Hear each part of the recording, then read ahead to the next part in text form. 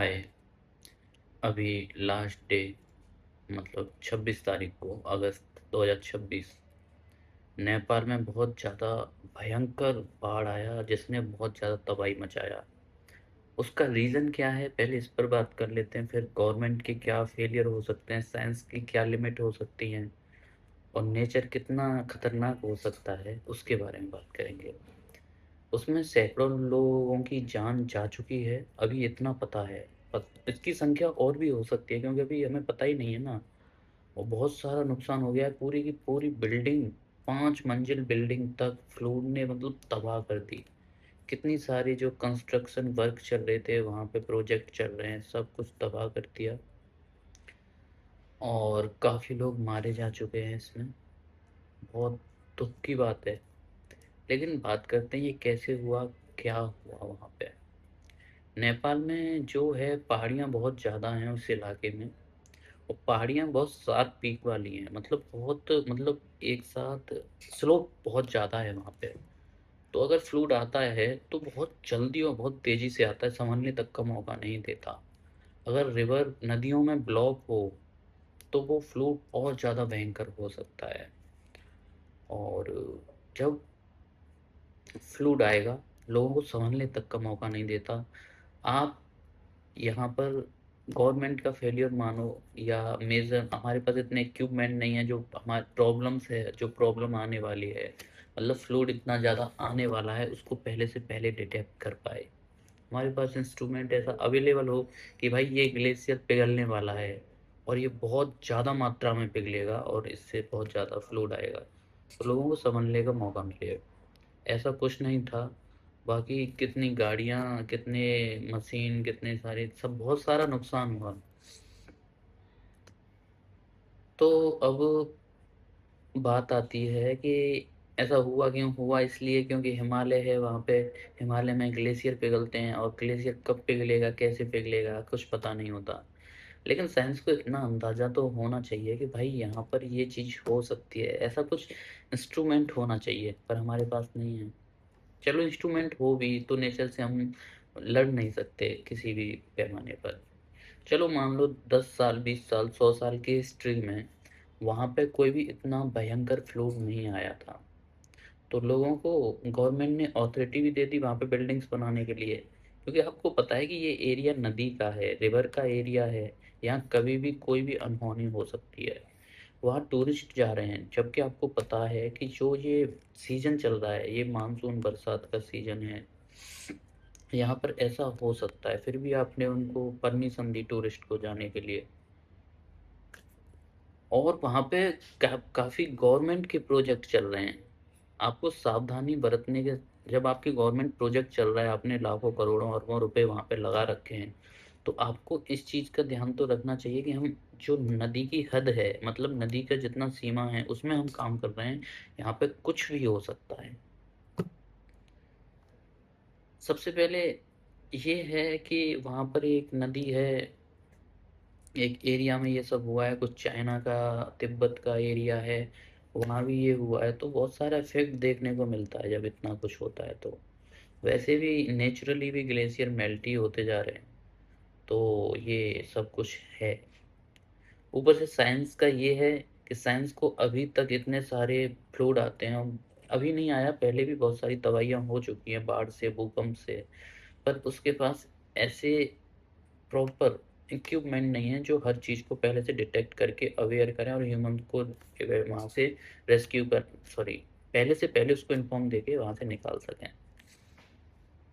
बहुत सारी जगह पर ऐसा होता है, जैसे आर्टिफिशियल आपने नहर, नदी, नाले ये जो बनाए हैं आर्टिफिशियल, आप इनमें कर सकते हो, समझ में आता है कि आपके हाथ में कुछ चीज़ें हैं। जो चीज़ें नेचुरली बनी हैं, आप उनमें कुछ नहीं कर सकते।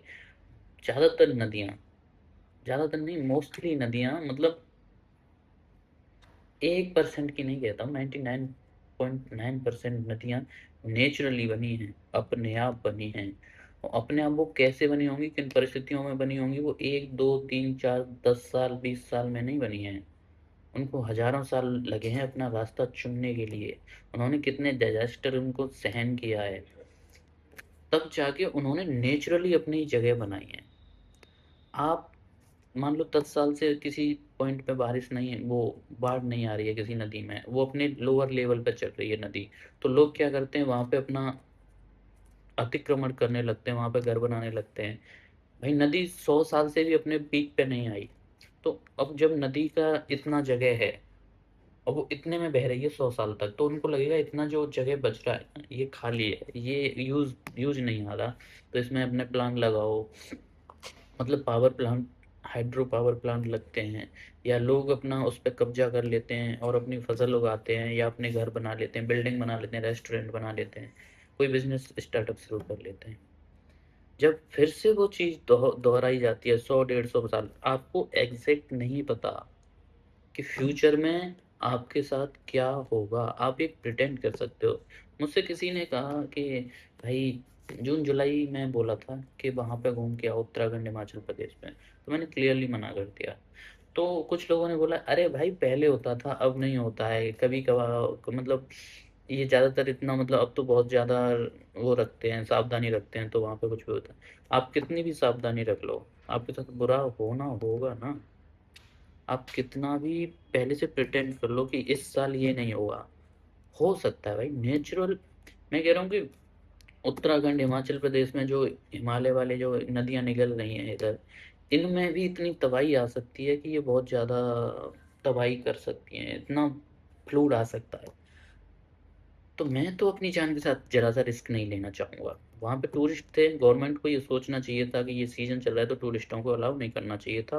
वहाँ पे जितनी भी बिल्डिंग्स बन रही हैं तो गवर्नमेंट को बिल्डिंग्स नहीं बनवानी चाहिए थी। जब आपको पता है कि बहुत नैरो है, नदी का जो रास्ता है निकलने का बहुत नैरो है और बहुत ज़्यादा स्लोप में है, तो कितनी तेज़ फ्लूड आएगा, कितनी तबाही मचाएगा, आपको पहले सोचना चाहिए। तो इसके लिए नेचर रिस्पॉन्सिबल नहीं है, आप रिस्पॉन्सिबल हो, आपकी गवर्नमेंट रिस्पॉन्सिबल है। मैं बाकी दुखी हूँ उन लोगों के लिए जिनकी जान चली गई। अब उनको तो नहीं पता था ना कि ऐसा हो सकता है, पर गवर्नमेंट के पास तो बहुत साइंटिस्ट होते हैं, बहुत सारे डेवलप है ना, उन्होंने बहुत सारी दुनिया देखी होती है, उन्होंने बहुत सारा पढ़ाई की होती है, वो लोग होते हैं। क्या उन्होंने सजेशन नहीं दिया कि भाई हमारे पास उतनी इक्विपमेंट्स नहीं है कि कोई ग्लेशियर पिघलेगा तो हम उसको पहले से डिटेक्ट कर लें और लोगों को वहां से निकाल दें, एवेकुएट कर दें। जब आपके पास एक कमियां रहती हैं ना, तो आप एक अंदाजे में नहीं चीजें कर सकते। आपका एक अंदाजा कि यहाँ पर ऐसा इतने साल से नहीं हुआ है तो अब भी नहीं होगा, कितने लोगों की जान लेके गया है। और ये चीज लोगों को भी खुद में भी सोचनी चाहिए। कुछ भी नहीं हो रहा। उन लोगों की जिनकी जान चली गई है उनके लिए क्या मायने रखता है कि ये अब ये मायने रखता है कि यहाँ 100 साल से इतना फ्लूड नहीं आया था, 10 साल से, 20 साल से, 50 साल से इतना फ्लूड नहीं आया था, और अब तो आ गया ना। उनके लिए तो एक बार का ही काफी है ना, उनकी तो जान चली गई। जितने घर को बर्बाद होना था वो तो हो गए। तो छोटा सा रिस्क, आंख बंद करके हर चीज पे मत ध्यान दो। मतलब अगर मैं मसूरी भी घूमने जा रहा हूँ, नैनीताल घूमने जा रहा हूँ, मैं ऋषिकेश घूमने जा रहा हूँ, इधर मैं लेह लद्दाख की तरफ जा रहा हूँ, ये मतलब ऐसे एरिया में जा रहा हूँ जहाँ बहुत ज़्यादा रिस्की है। मानसून में इधर बारिश होती है, केदारनाथ जाते लोग, पता है क्यों जाते हैं भाई? लास्ट ईयर तो मेरा दोस्त गया था, तब तो कुछ नहीं हुआ था। 10 साल से तो वहाँ कुछ नहीं हो रहा। भाई 10 साल से नहीं हो रहा, 20 साल से इतना, ये जो नेचर है ना इसका टाइम पीरियड इतना नहीं है। 10 साल, 20 साल, 100 साल से नहीं हो रहा तो अब कुछ नहीं होगा, या मतलब 500 साल से नहीं हो रहा तो कुछ नहीं होगा। यहाँ कभी भी कुछ भी हो सकता है।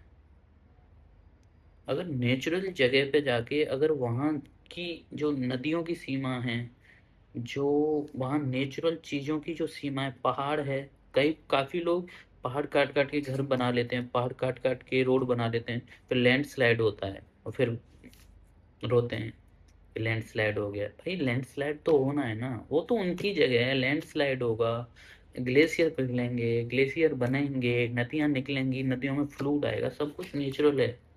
हम आर्टिफिशियल हो चुके हैं, हमने उनको काट काट के रोड बनाए हैं, हमने वहाँ पे अतिक्रमण करके अपने प्रोजेक्ट शुरू किए हैं, हमने बिल्डिंग्स बनाई हैं, हमने अपना, जब ऐसा वो है तो टूरिस्टों को रोको ना। तो नेचर से साइंस नहीं लड़ सकता कभी भी, कितना भी डेवलप हो जाए। आप कितना भी साइंस डेवलप हो जाए, अगर नेचर का एक भी करवट होता है ना, उसको हम लोग सहन नहीं कर पाते। हम तो सिर्फ बातें कर सकते हैं, लेकिन जिनसे वो बीतती है ना, जिनके ऊपर ये गुजरता है, उनके लिए बहुत कुछ होता है ये चीज़ें। हम तो सिर्फ बातें कर सकते हैं कि साइंस ये नहीं कर सकती। भाई जिनका परिवार तबाह हुए होंगे छोटी सी समझदारी के पीछे, कि भाई बस एक ही चीज़ तो समझनी है, बस ये नदी की हद है और नदी की हद कितनी है हमें नहीं पता। हमें उससे 10 किलोमीटर दूर रहना चाहिए। वो कैसा सीजन चल रहा है, पावर प्लांट, जो भी हाइड्रो प्लांट चल रहे हैं, जो भी प्रोजेक्ट्स चल रहे हैं वहाँ पे, जो भी बिल्डिंग्स हैं, उनको ये सीजन के भाई ये सीजन बरसात होती है, इसमें ग्लेशियर पिघल सकता है, उसमें वहां मत जाओ। आपने बिल्डिंग्स बना लिए, चलो बना लिए, अपनी जान से ज्यादा आपका वो नहीं है। अपनी जान को बचाने के लिए काम मत जाओ, अवॉइड करो ऐसी जगह पे जाने के लिए। गंगा जी, जमुना, यमुना है, ये तो अभी छोटी नदियां हैं। मतलब नदियां बहुत बड़ी हैं, लंबी हैं, लेकिन यहाँ भी बहुत सारे लोग ऐसे होते हैं जो अतिक्रमण करते हैं जगह जगह पर अपने। जब जैसे यमुना में, अब तो यहाँ तो ये ऐसा होता है कि हर साल इनका एक जब वहां से फ्लूड बढ़ता है तो इनकी सीमा भी बढ़ जाती है। अगर गंगा की सीमा या यमुना की सीमा 10-20 साल तक अगर नहीं बढ़े और वो तली में चलती रहे, तलहटी में चलती रहे, तो लोग वहां भी अतिक्रमण कर करके अपने घर बना लेंगे, वहां भी रेस्टोरेंट बना लेंगे, वहां भी ये सब कुछ कर लेंगे, और फिर कुछ टाइम बाद फ्लूड बढ़ेगा और बहुत ज्यादा वो हो जाएगा, तबाही आ गई, तबाही आ गई, जान से हाथ धोएंगे लोग। ऐसा होता है, तो नेचुरल चीज़ों को ना वहीं छोड़ देना चाहिए। हम उनसे नहीं लड़ सकते, कभी भी नहीं लड़ सकते। हमारी गलती होती है, नेचर की कभी गलती नहीं होती है। बस हमें उतना नॉलेज नहीं है कि अपन वहाँ पे उतना सोच पाएँ और उनकी हद है उनको जान पाएँ। तो यहाँ पे कुछ ना कुछ फेलियर साइंस का आता है। आपको ऐसे मॉनिटर बनाने चाहिए, आपको पहले ही बता देना चाहिए था ऊपर से कि भाई फ्लूड आ रहा है और जल्दी से जल्दी इवैक्यूएट करो लोगों को, वहाँ से हटाओ जो भी है। नहीं, आपके पास टाइम ही नहीं था, क्योंकि स्लोप इतना ज़्यादा, इतना फास्ट पानी आता है, ऊपर से इतना तेजी से पानी आएगा और इतना कचरा आएगा, मलबा आएगा उसके साथ, नहीं कर सकते आप। उसमें चलो हो भी जाए, पर मलबा होता है उसमें, ना तो आदमी तैर सकता है, पेड़ उखड़ के आ रहे हैं, और क्या क्या आ रहा है, कितना कचरा आ रहा है, आप उसमें कैसे तैर पाओगे, और इतने फास्ट फ्लोड में नहीं हो पाता भाई। तो अपनी सावधानी रखें, और गवर्नमेंट को अपनी चीज़ें, अपनी दायित्व तो समझने चाहिए। जब गवर्नमेंट को फायदा दिखता है ना, वो चीज़ कर देती है। नेचर के साथ कभी मत खेलो, कभी भी। मतलब नेचुरल चीज़ों के साथ ना, अगर आपको लग रहा है कि यहाँ खतरा है, तो आप उससे ना पहले से ही दूरी बना के रखो। ये हो सकता है, पर ये मत सोचो कि 10 साल से नहीं हुआ तो अब हम कर लेते हैं, हमारे साथ नहीं हुआ। भाई कोई भी चीज़ कभी भी हो सकती है, 100 साल से भी नहीं हुई ना, तो वो 121 साल हो सकती है। जो ये नदियों ने अपने रास्ते खुद स्वयं बनाए हैं, जो आप वैली में जाते हो ना, वो वैली इंसानों ने नहीं बनाई है, वो वैली नेचर ने खुद बनाई है। और वो खुद कैसे बनाई है आपको पता ही नहीं है। इतिहास में, हिस्ट्री में क्या रहा होगा इन नदियों की हिस्ट्री में, क्योंकि इन्होंने अपने रास्ते खुद बनाए, कितने फ्लूड में बनाए, कैसी कैसी परिस्थितियों में बनाए, आपको क्या पता।